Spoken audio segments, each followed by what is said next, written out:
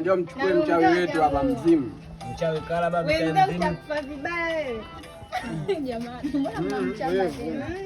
Unanitabiria? Mzee kwako. Kwangu kwa bado. Ndio msanii pekee ambaye location mademu wengi hawanipendi kwa sababu husika ninaopewa, lakini sio na mimi hapo nitakuja nitabutua kabisa. Mimi ningewasha kupenda ila shida yako wewe anakuja na movie ndio chumba cha namba ngapi?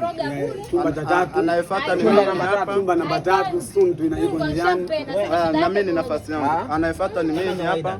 Jina naitwa Eltanza, nilizaliwa saa 8 za usiku, ilikuwa siku ya Ijumaa. Mimi mademo wanipenda ila simkufuru Mungu, mimi mwenyewe najiona.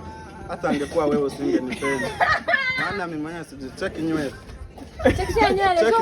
Cheki sura. Msanii pekee sura. Birthday sababu tarehe 29 mwezi wa pili mwaka 2028. Mwekee tule nao sasa. Tule nao kamera kwako. Bwana, kamera kwangu fresh, yani kama kawaida, kama fresh zote za duniani. Ndio tunakula hapa ugali tena leo director akatuwekea kuku.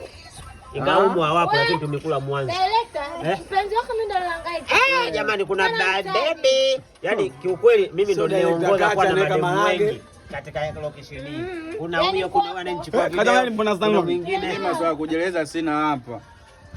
Yaani maswala yangu mimi hapa. Bwana, mimi naitwa Director Iconi.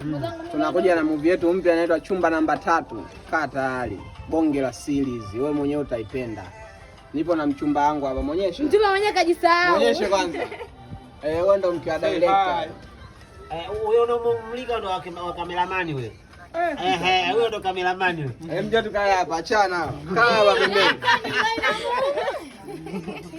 Aloisi hapo. Hujajitambulisha wewe hapo. Bora hujajitambulisha. Aloisi atakaa mke.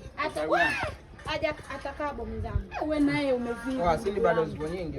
Huku na huku kote. Mimi mama huruma. Basi utahurumia.